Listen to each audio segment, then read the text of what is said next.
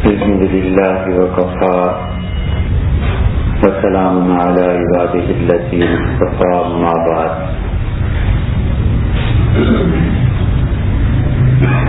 اللہ تعالی کی صفت علم کے متعلق بات ہو رہی تھی اور اللہ نے بار بار قرآن حکیم میں اپنی اس صفت کی طرف لوگوں کی توجہ دلائی ہے اور اللہ تعالی کی 8 ذاتی صفات ہیں اور یہ 8 صفتیں اللہ کی ایسی ہیں جن کی ضد قائم نہیں کی جا سکتی. علم کی ضد جہالت ہے، قدرت کی ضد یعنی اس کے برعکس معطل ہونا ہے، حیات کے بالمقابل موت ہے اور سننے کے مقابلے میں بہرا پن ہے اور کلام کے مقابلے میں گنگا پن ہے. اور اللہ کی ذات ان تمام معائب سے مبرہ اور پاک ہے.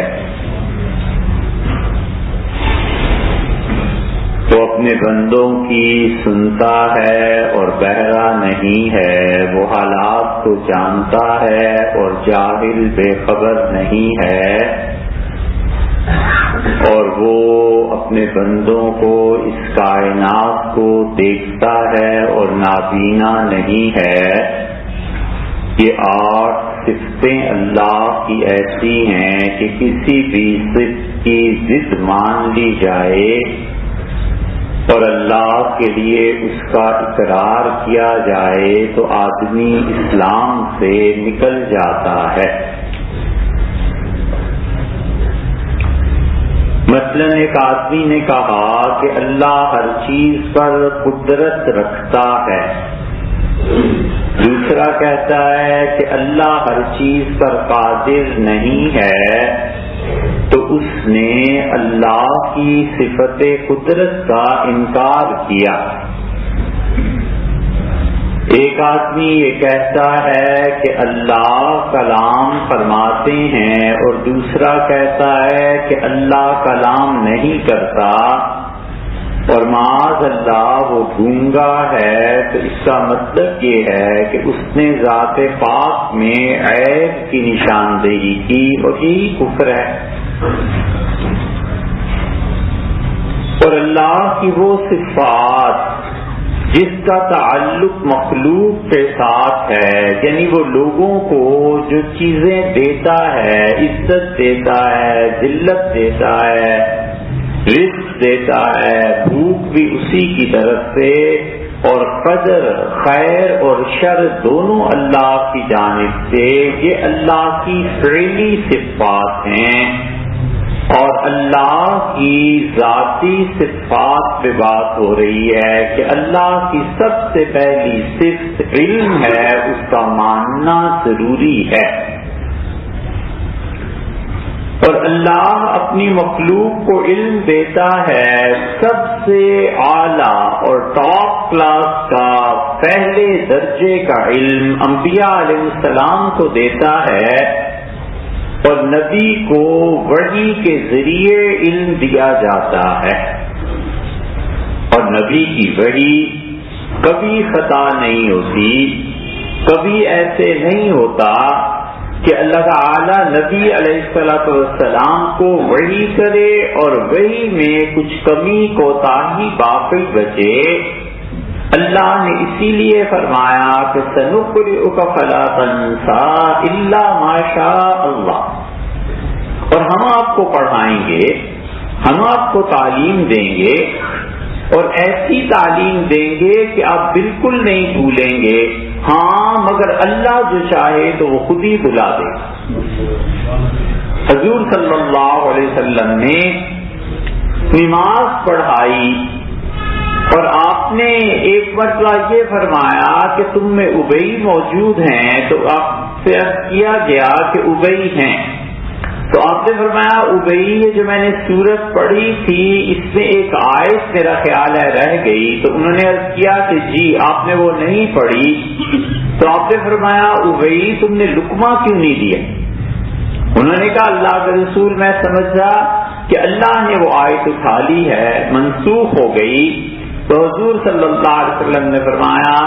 کہ لوگوں جب تمہارا امام بھول جائے تو پھر اس سے لقمہ دے دیا کرو، اور لوگ لقمہ دیتے بھی تھے، صحابہ کرام رضی اللہ عنہم بغیر کسی جھجک کے لقمہ لے لیتے تھے۔ وجہ اس کی یہ کہ ہر آدمی بھول سکتا ہے، کسی کے ساتھ کوئی بھی چیز پیش آتی، لیکن مسئلہ ہمیشہ یاد رکھنا چاہیے کہ امام نماز پڑھا رہا ہو اور قرآن پاک میں وہ بھول جائے، اور جو لقمہ دینے والا ہے اسے پتہ ہی نہ ہو، شرارت کرے، حافظ کو بلانے کے لیے لقمہ دے دے، تو یہ جو لقمہ دیتے ہیں شرارت سے اس کی اپنی نماز ٹوٹ جاتی ہے۔ وجہ اس کی یہ ہے کہ فقہا کہتے ہیں لقمہ دینے کا مطلب یہ ہے کہ وہ کہتا ہے ٹھہر جاؤ، اصل مطلب یہ ہے اس کا، چاہے وہ آیت ہی پڑھے تو اشارہ تو یہی ہے کہ تم نے غلط پڑھ دیا، ٹھہر جاؤ۔ فقہا کہتے ہیں اس کی نماز ٹوٹی، اور اگر امام نے تراویح میں وہ لقمہ لے لیا بغیر سوچے سمجھے، تو اسے خیال ہوا کہ لقمہ جو دے رہا ہے یہ ٹھیک ہوگا، اسے شرارت کی سمجھ نہیں آئی، تو اس کی بھی نماز ٹوٹ گئی، اس کی نماز ٹوٹی تو تراویح سب کی بات ہو گئی۔ اس لیے کبھی بھی بغیر سوچے سمجھے امام کو لقمہ نہ دے، ورنہ لوگوں کی نماز کا وبال اس سے آئے گا، اور اللہ کی پکڑ بڑی سخت، خدا جب پکڑ لے تو پھر کوئی چیز کام نہیں آتی۔ تو رسول اللہ صلی اللہ علیہ وسلم کے ساتھ ایسے بھی ہوا کہ نماز میں بھول گئے، اور آپ نے فرمایا ایک مرتبہ کہ لوگوں میں بھولتا نہیں ہوں، اللہ کی طرف سے بھلا دیا جاتا ہوں تاکہ سنت کا طریقہ تمہیں پتہ چل جائے کہ حافظ جب بھول جائے اور امام بھول جائے تو اسے نماز کیسے پڑھنی ہے وہ مجھے دیکھ۔ یہ چیزیں اس لیے اللہ نے کہا کہ سنقرئک فلا تنسى الا ما شاء اللہ، ہم آپ کو پڑھائیں گے اور آپ کو کچھ نہیں بھولے گا سوائے اس کے کہ جو ہم چاہیں آپ کو بھلا دیں، باقی کوئی چیز نہیں ہے۔ اور وحی کے بعد انسانوں کو اللہ علم دیتا ہے فراست سے، پھر انسانوں کو اللہ علم دیتا ہے خواب سے۔ حضور صلی اللہ علیہ وسلم نے بہت سی چیزوں میں فیصلہ کن بات ارشاد فرمائی، ہمیشہ کے لیے۔ عرض کیا گیا شاعری کیسی ہے؟ آپ نے فرمایا اچھی اچھی ہے، بری بری، فیصلہ ہو گیا۔ ابن رواحہ رضی اللہ عنہ کہتے تھے کہ میں حضور صلی اللہ علیہ وسلم کے ساتھ تھا اور رات کو لمبا سفر تھا، تو آپ نے مجھ سے فرمایا ہاتھ ابن رواحہ لاؤ شعر پڑھو۔ وہ بڑے شاعر تھے، کہنے لگے میں نے کچھ اشعار عرض کیے، پھر فرمایا ابن رواحہ اور سناؤ، پھر مجھے داد دی کہ بہت اچھا شعر ہے۔ ایک رات میں 200 سے زیادہ شعر رسول اللہ صلی اللہ علیہ وسلم نے مجھ سے سنے۔ انجشہ تھے رضی اللہ عنہ، اور انجشہ کی آواز بہت خوبصورت تھی، بہت اچھا پڑھتے تھے، شاعری سے بھی تعلق تھا، اور شعر جب پڑھتے تھے کبھی کبھی تو چند اشعار کے بعد اونٹ جو ہوتے تھے وہ اچھلنے لگتے تھے، رقص کرتے تھے، اتنی اچھی آواز، اور یہ پڑھنا تھا۔ انجشہ کہتے ہیں کہ میں حضور صلی اللہ علیہ وسلم کے ساتھ تھا، خواتین بھی تھیں، اور میں نے رات کے اس سفر میں شعر پڑھنے شروع کیے، اور اونٹوں میں جب حرکت ہوئی تو رسول اللہ صلی اللہ علیہ وسلم میرے شعر سن رہے تھے، خوش تھے۔ آپ نے بس اتنا مجھ سے فرمایا کہ انجشہ شیشے نہ ٹوٹے۔ مطلب یہ کہ عورتیں ہیں شیشوں کی طرح نازک ہیں، ایسے نہ ہو کہ کوئی حادثہ پیش آ جائے، تو اس لیے بہت سی چیزوں میں فیصلہ کن بات فرما دی۔ خواب کے متعلق فرمایا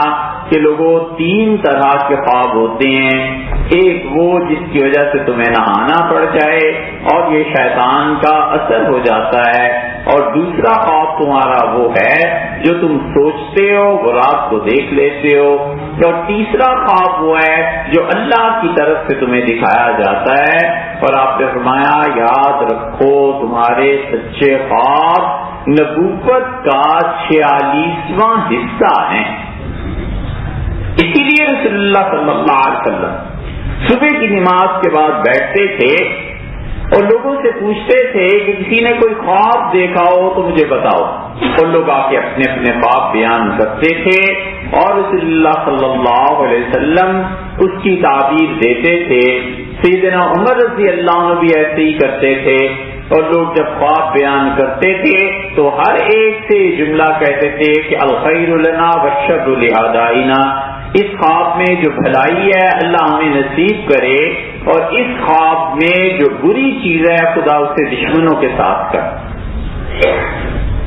اسی لیے رسول اللہ صلی اللہ علیہ وسلم سے پوچھا گیا کہ اللہ کے رسول کبھی ہم ایسا خواب دیکھتے ہیں جو بہت ناگوار گزرتا ہے، تو آپ نے بتا دیا، آپ نے فرمایا تم جب آنکھ کھلے تو الٹی طرف کو لیفٹ سائڈ پہ 3 مرتبہ تھتکار دو۔ تھتکارنے کا مطلب یہ ہے کہ آدمی منہ سے ایسے کرے کہ ذرا سا معمولی سا پھوٹ کے ذرات اس ہوا میں شامل ہو جائیں۔ تو آپ نے فرمایا جب تم ایسے کرو گے تو تمہارے خواب کی برائی تمہیں نقصان نہیں دے گی، محفوظ ہو جاؤ، یہ فرما دیا۔ اسی طرح آپ نے فرمایا کہ جب تم 3 مرتبہ تذکار دو تو اس کے بعد اللہ سے پناہ مانگو کہ اللہ اس خواب میں جو کچھ بھی شر ہے میں تیری پناہ اس سے مانگتا ہوں۔ انبیاء علیہ السلام کے خواب وہی تھے، اور حضور صلی اللہ علیہ وسلم اپنے زمانے میں لوگوں سے پوچھتے تھے اور خواب لوگوں کے اس کی تعبیر دیتے۔ سارے خلفاء کا یہی حال رہا ہے، صحابہ کرام رضی اللہ عنہم کا بھی یہی حال رہا ہے، اور حقیقت اس کی یہ ہے کہ اس کائنات میں ایک بارڈر ہے، اور پچھلے زمانے میں تینوں مخلوقات اکٹھی رہتی تھی، انسان، جنات، فرشتے،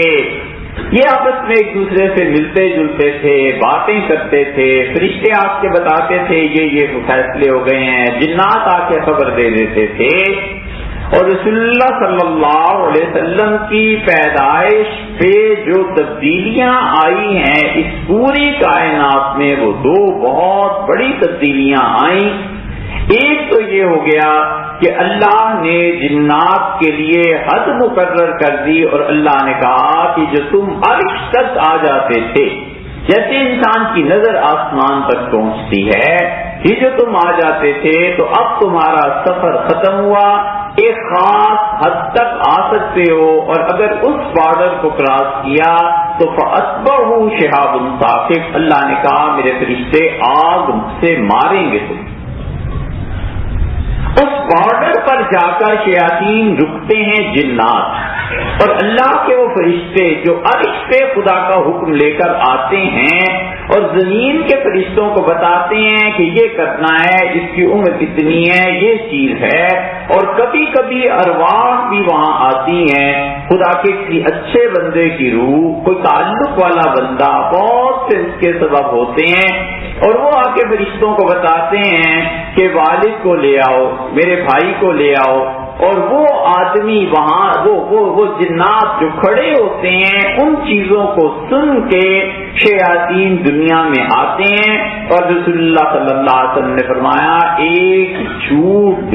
وہ ہے جو گھڑ لیتے ہیں جنات والے، ایک سچی خبر وہ لاتا ہے، تو فرمایا ایک کے بعد پھر وہ 8 جھوٹ اور گھڑتا ہے، 9 جھوٹ اپنے پاس سے ملاتا ہے، اور ایک بات کو وہ سچ کو 9 جھوٹوں کے ساتھ لوگوں کو سناتا ہے تاکہ پیسے ملیں۔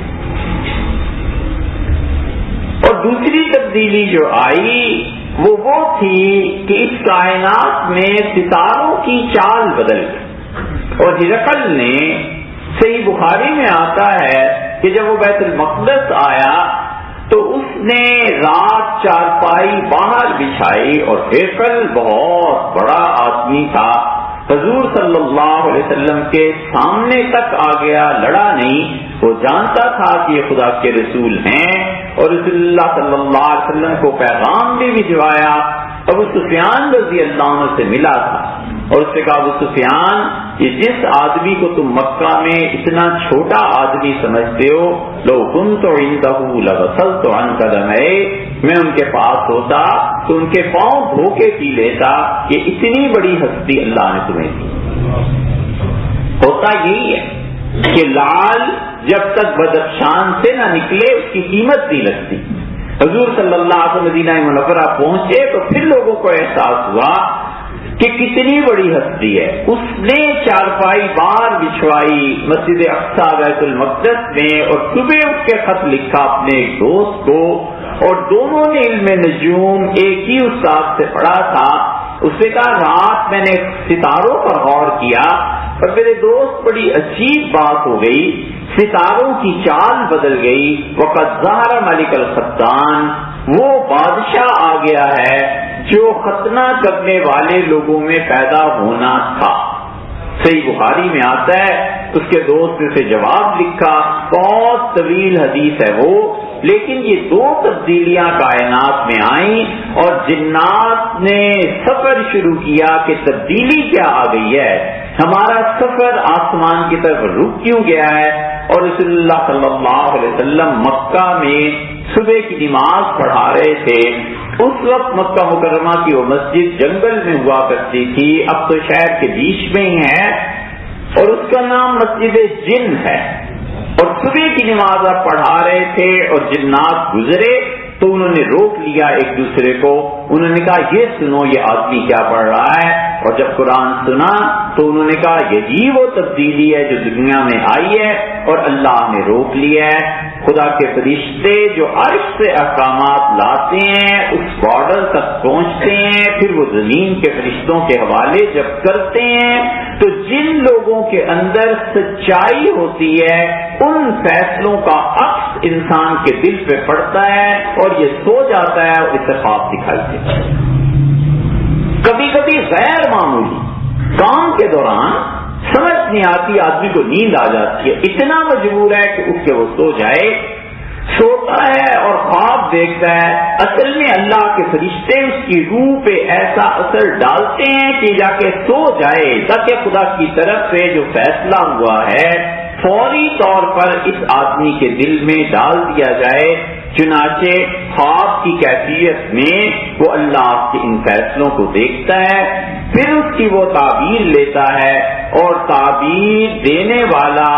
اسی لیے رسول اللہ صلی اللہ علیہ وسلم نے فرمایا، حبیباً او لبیباً، اپنا خواب کسی سے بیان نہ کرنا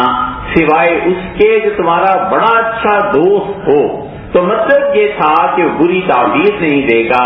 اور آپ نے فرمایا کہ دیکھو اپنا خواب ہمیشہ نہایت سنجیدہ عقل مند آدمی سے بیان کرنا، ورنہ خواب نہ بیان کرنا۔ اللہ کے یہ فیصلے جو علم اللہ انسانوں کو دیتا ہے خواب کے ذریعے ان لوگوں کو جن میں ایک وصف پایا جاتا ہے، کوئی تعلق نہیں ہے وہ نماز پڑھتا ہے نہیں پڑھتا، روزے رکھتا ہے نہیں رکھتا، حج کیا ہے یا نہیں کیا۔ حضور صلی اللہ علیہ وسلم نے فرمایا، اصدقہم حدیثاً اصدقہم رؤیاً، تم میں جو آدمی جتنا سچا ہوگا وہ خواب بھی اسے اتنے ہی سچے دکھائے جائیں۔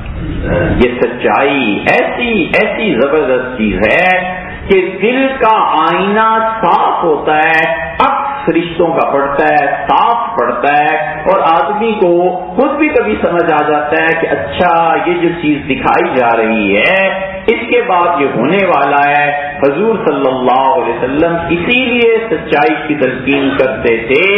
کہ جو لوگ جھوٹ بولتے ہیں وہ آسمان کے اس فیض اور برکت سے محروم ہو جاتے ہیں۔ دل کے آئینے پہ کیچڑ مل لیتے ہیں، اب آئینہ جب تک صاف نہ ہو، آسمان سے آنے والی چیز اس کو کیسے دکھائی دے، کیسے وہ سچا خواب دیکھے؟ اس لیے حدیث میں آیا کہ اصدقہم حدیثاً اصدقہم رؤیاً، حضور صلی اللہ علیہ وسلم جو جتنا سچا آدمی ہوگا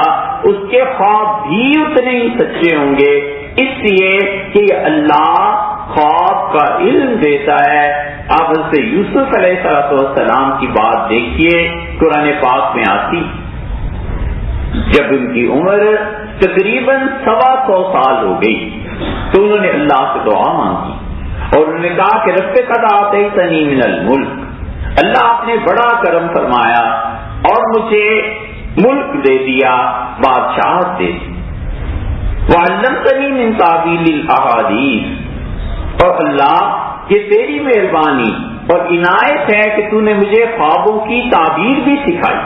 یہ تعبیر کا علم اللہ کسی کسی کو دیتا ہے، مگر بہت بڑی چیز ہے جس کو صحیح علم وہ دے دے، اور انسان خواب کے صحیح علم کو جان لے، یہ علم کا ذریعہ ہے، ایسا علم جس میں اللہ کی طرف سے کمی بیشی نہیں ہوتی، اور کمال کا علم اس انسان کو اللہ دیتا ہے جو خواب سن کے اس میں آدمی کے خیال کو اور اللہ کے پیغام کے درمیان فرق نکالتا ہے، کمال کی چیز خدا دیتا ہے۔ انہوں نے کہا علمتنی من تعویل الاحادیث، اللہ آپ نے مہربانی کی، مجھے خواب کی تعبیر کا علم دے دیا۔ اور پھر انہوں نے کہا اے رب، زمین و آسمان کو پیدا کرنے والے، بغیر مثال کے، توفنی مسلما والحقنی بالصالحین، اللہ میری عمر بہت ہو گئی، اللہ مجھے انتقال موت دے دے، تیرے پاس آ جاؤں، وفات ہو جائے، اور جو میرے باپ دادا تیرے نیک بندے گزرے ہیں، پر دادا حضرت ابراہیم علیہ السلام تھے، پھر ان کے دادا حضرت یعقوب علیہ السلام، حضرت اسحاق علیہ السلام تھے، پھر والد یعقوب تھے، پھر یوسف علیہ السلام، 4 پشتے نبوت اور جلیل القدر انبیاء علیہ السلام تھے۔ انہوں نے کہا اللہ بس ان سے ملا۔ اس لیے رسول اللہ صلی اللہ علیہ وسلم لوگوں کو کہتے تھے کہ سچ بولو تاکہ غیب کے فیصلے تم پر ظاہر ہو جائیں، ارواح کو اجازت دی جاتی ہے کہ اللہ کے فیصلے وہ لوگوں کے دل میں ڈال دیں۔ بھائی دیکھتا ہے، بیٹا دیکھتا ہے، بوڑھا آدمی دیکھتا ہے، کسی نے بلا لیا، کوئی آ کے ملا، نشاندہی کر دی جاتی ہے کہ بس اس کی اب اجل قریب آ گئی، اس کی عمر قریب آ گئی۔ اور کبھی کبھی اللہ کی طرف سے سچائی اتنی زبردست چیز ہے کہ عالم خواب سے بیداری میں عالم کشف میں نظر آنے لگتا ہے۔ عبداللہ ابن مبارک رحمۃ اللہ علیہ حدیث کے امام تھے، کوئی کتاب حدیث کی صحیح احادیث ان کی روایات سے خالی نہیں۔ ایک بہت بڑے محدث تھے، ان کے ہاں گئے اور واپسی پہ تنہائی پہ کچھ انہوں نے بات کہی، مسجد سے نکلتے ہوئے اور چلے گئے۔ وہ جو محدث تھے انہوں نے اپنے شاگردوں سے کہا کہ عبداللہ کو کچھ ہو جائے تو مجھے بتانا۔ ابن مبارک رحمۃ اللہ ایک دن حدیث پڑھاتے پڑھاتے اٹھے، لیٹ گئے اور لا الہ الا اللہ پڑھا، تو جب ان پہ گھبراہٹ طاری ہوئی موت کی تو کسی نے پھر لا الہ الا اللہ پڑھا، تو انہوں نے کہا تمہیں پتہ نہیں ہے حضور صلی اللہ علیہ وسلم نے فرمایا کہ جس کا آخری کلام لا الہ الا اللہ ہوگا اللہ اسے معاف فرما دے گا۔ میں جب پڑھ چکا ہوں تو بار بار مجھے کیوں تنگ کرتے؟